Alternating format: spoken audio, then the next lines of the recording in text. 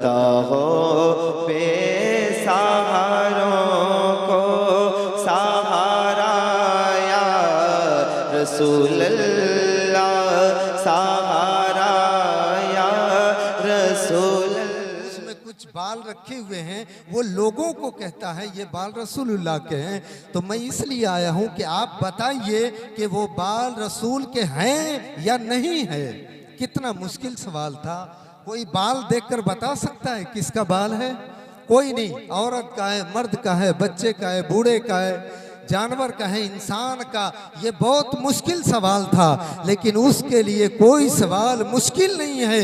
जिनके घर में कुरान का नुज़ूल होता था उन्होंने फरमाया लाओ मैं जवाब दूंगा। गया, उसको पकड़ के लाया। अब इमाम बाकर क्या किए, ढक्कन को खोल दिया और खोल के सारे बाल को गिरा दिए। अपने मुरीदों से फरमाया अरे मेरे मुरीदों, अब जरा खड़े होके मेरे नाना पर दुरूद व सलाम तो पेश करो। जैसे इतना सुना वो सारे मुरीदीन खड़े हो गए और दुरूद व सलाम शुरू हो गया। बारगाह खैरुल अनाम में सारे मुरीदीन पढ़ने लग गए अस्सलातो वस्सलामो अलैका या रसूल अल्लाह, अस्सलातो वस्सलामु अलैका या नबी अल्लाह। जैसे ही वो बाल सलातो सलाम को सुना, वो बाल झूमने लगा और झूमते झूमते सीधा खड़ा हो गया। समझ में आता भी है कुछ क्या? वो बाल खड़े हो गए तो उन्होंने कहा हुजूर जवाब नहीं समझ में आया। इमाम बाकर ने फरमाया तूने देखा नहीं, जो रसूलुल्लाह के होते हैं वो सलाम पर झूमते भी हैं और मसरूर होके पढ़ते भी हैं। ये आशिकों की पहचान है। इसलिए एक बार मस्त होके पढ़िए। और ये कोई छोटी मोटी हस्ती नहीं है जिनकी बारगाह में आप दुरूद व सलाम पढ़ते हैं। अरे हम क्या, ये और आप क्या, इस जमीन के ऊपर एक आसमान है, उसके ऊपर कितना बड़ा दर है। वो जमीन के ऊपर आसमान, उसके ऊपर दूसरा, तीसरा, चौथा, पांचवा, छठा, सातवां आसमान है। और सातवें आसमान के ऊपर एक जात बैठती है। उस जात को सिद्ध हजरत जिब्रील कहते हैं। और जिब्रील के सर पे एक ताज है और उस ताज के सर पे, ताज पर एक मोती है और वो मोती सजदा करता है नबी के कदम पे झुक के।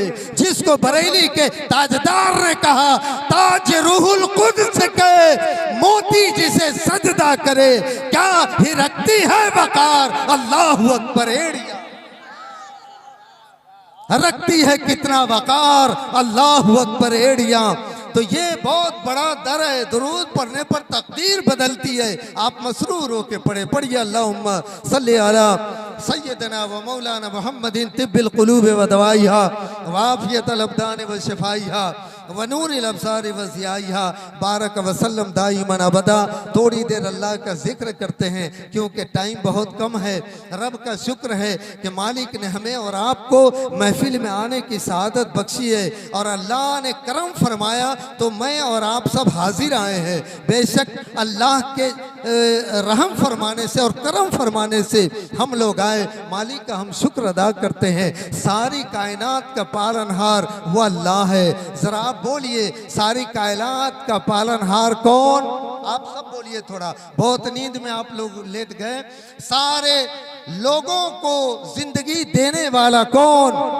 सबको रोजी देने वाला कौन? बोलिए इन्नल्लाह अला कुल्ली शैइन कदीर कौन? अल्लाह। सारी कायनात को अजम से वजूद बख्शने वाला कौन?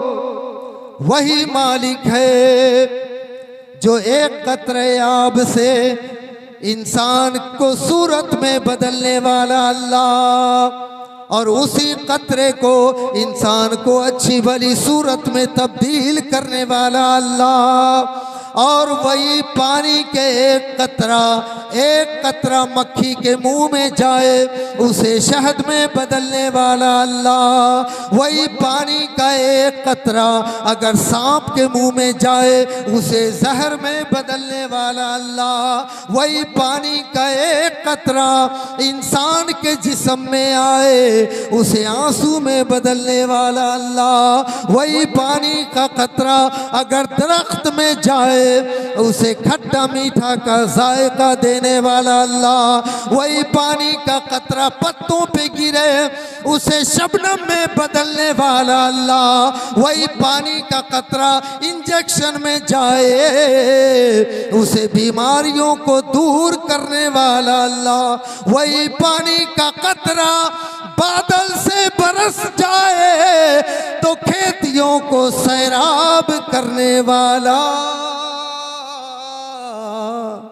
अल्लाह, वो रब एक पानी के कतरे को क्या से क्या बना देता है, तो फिर हमारी और आपकी ज़िंदगी को अगर बना दे तो हैरत की क्या बात है। लेकिन खुलूसियत इस कदर हो कि ऐसी महफिलों में तकदीर बदल जाया करती है।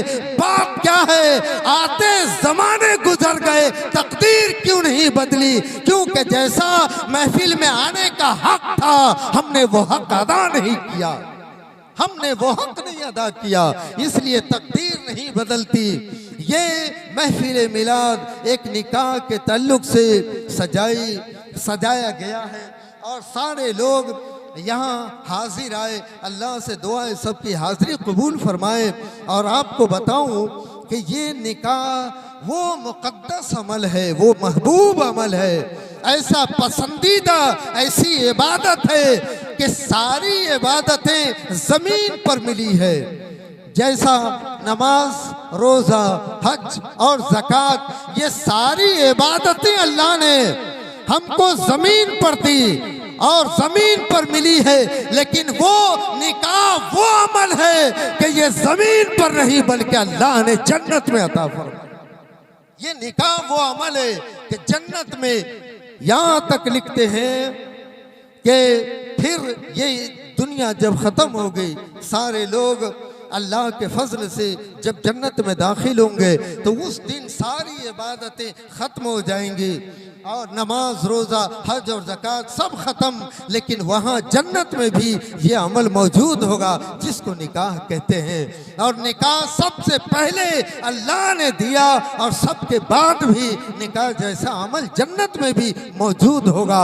इसलिए निकाह बहुत मुक़द्दस। और निकाह के बारे में बताया गया कि अगर कोई बंदा, इसको फ़क़ी अबू लैस समरकंदी लिखते हैं तंबीहुल गाफिलीन के अंदर, कि अगर कोई बंदा नमाज के लिए नियत बांध ले और वो जब क़याम में आ गया, जब तक वो सलाम नहीं फेरता तब तक हर सेकंड, हर साथ उसकी इबादत है।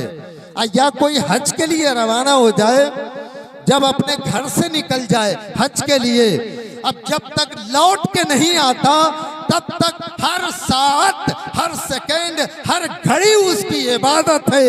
उसी तरह फ़क़ी अबू लैस समरकंदी लिखते हैं कि जब बंदा अगर निकाह खानी की महफिल में बैठकर कोई ये कह देता है, मैंने कबूल किया, मैंने कबूल किया, मैंने कबूल किया, 3 बार कहा, इबादत शुरू हो गई। जब तक निकाह बाकी रहेगा तब तक हर सेकंड उसकी इबादत हो रही है, हर साथ उसकी इबादत है। इसीलिए बताया कि वक्त रहते निकाह किया करो। उन्होंने ही लिखा है तंबीहुल गाफिलीन के अंदर, अगर कोई कवारा लड़का या लड़की 2 रकात नमाज पढ़े तो 2 का सवाब मिलता है, और शादीशुदा अगर 2 रकात पढ़ते हैं 70 का सवाब मिलता है। ये निकाह की फजीलत है। तंबीहुल गाफिलीन उठाकर देखिए। और आज देखता हूँ बुढ़े हो जाते हैं, शादी नहीं होती है, पैरों पे खड़ा हो जाए तब शादी करेंगे। कड़वी लगे तो माफ कीजिएगा, एक लड़का था जो 35 साल की उम्र में उसकी शादी होती है। मैं किसी को टारगेट करके नहीं बोलता, 35 साल की उम्र में शादी हुई। 1 हफ्ते के बाद मैं उसके घर पे गया। ठीक, अब ये सबके साथ मसला है। घर पे मैं गया तो वो मुझे जिस पलंग के ऊपर बिठाया, मैंने कहा भाई ये पलंग तूने कहाँ से खरीदा है? उन्होंने कहा ये लड़की वाले ने दिया है, लड़की वाले ने दिया। फिर जिस गिलास में पानी लाया, मैंने पूछा, बताया लड़की वाले ने दिया। जिस खाना में खाना खाया वो लड़की वाले ने दिया। जो कपड़ा पहना वो लड़की वाले ने दिया। अब मैं पूछता हूँ अपनी कौम के लोगों से कि अपने पैरों पे खड़ा होके शादी किया तो तूने खरीदा क्या? पैर पे खड़े होकर क्या खरीदा है? बस सब लड़की वालों के सामान पे ऐश होते हैं। लेकिन याद रखे अल्लाह के रसूल ने इसे मना फरमाया है, क्योंकि आप दूसरों के देने के ऊपर आप मुनहसिर ना रहे, उम्मीद ना रखे, क्योंकि दूसरे का दिया खत्म हो सकता है, अगर अल्लाह दे वो कभी खत्म नहीं हो सकता। तो दूसरों पर नहीं बल्कि अल्लाह के जात से भरोसा लगाइए, अल्लाह की जात पे आप भरोसा लगाएं। और शायद मेरा टाइम होने लगा है, मैं कहूँगा एक दो बात और करके गुफ्तगू को एंड करता हूँ मैं, कि शादी ब्याह में जो खुराफात होते हैं, ये महफिल जो सजती है ये आपके लिए ये दरसगाह है और बच्चों के पढ़ने के लिए मदरसा होता है। अब यहाँ आप जाएं आए तो कुछ सीखे और उसको अमल में लाने की कोशिश करें। ये सिर्फ नारा लगवाने के लिए महफिलें नहीं हुआ करती है। आज यही तो वजह है कि हमारे हालात नहीं बदलते, बंदा इतना गुनाह में डूब गया। अल्लाह के रसूल फरमाते हैं जब इंसान गुनाह में डूब जाते हैं अल्लाह का दो अज़ाब नाजिल होता है। एक अजाब तो ये कि जवान मौतें आती है और दूसरा अजाब ये आता है कि ऐसी बीमारी नाजिल करता है जो लाइलाज होता है, उसका कोई इलाज नहीं होता, कोई इलाज नहीं होता। आप क्या समझते हैं कि गुनाह करने से सिर्फ कमाई से बरकतें जाती है? अजाब भी नाजिल होता है, इज्जतें उठा ली जाती है और दुनिया में हकारत की नजरों से देखे जाते हैं। आप देख सकते हैं जब थोड़े थे इस मुल्क पर हुकूमत करते थे, आज इतनी बड़ी तादाद में है, जान बचाना मुश्किल हो गया है। वजह यह कि हमारे गुनाह ने हमको इतना मजबूर कर दिया कि मुल्क हिंद के अंदर जीना दुश्वार हो गया हमारा। पलट आइए, गुनाह से पलट जाइए, तौबा कर दीजिए। तो गुनाह में लज्जत है, इज्जत नहीं है। लोगों गुनाह छोड़ दीजिए, आज भी वो इज्जत आपके लिए राह तकती है और आज भी वो नामवरी, वो शोहरत, वो बुलंदी आपके कदमों को छूने के लिए बेचैन है। शर्त तो ये है कि हम गुनाह से पलट आए।